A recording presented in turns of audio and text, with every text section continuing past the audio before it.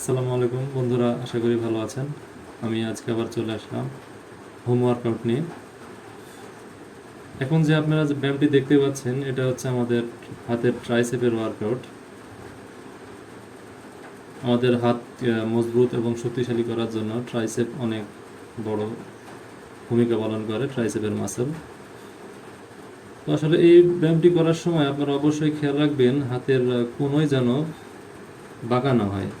আসলে আপনি ব্যায়াম বেশি করাটা বড় কথা নয়। ব্যায়াম করার বিষয়টি হচ্ছে আপনার খেয়াল রাখতে হবে যেন হাত সঠিকভাবে সঠিক পজিশনে থাকে। শুধু হাত না, আপনার বডিও যেন সঠিক পজিশনে থাকে।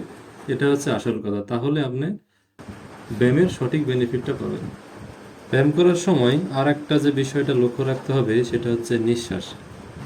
আসলে নিঃশ্বাসের কম্বিনেশনটা খুব গুরুত্বপূর্ণ।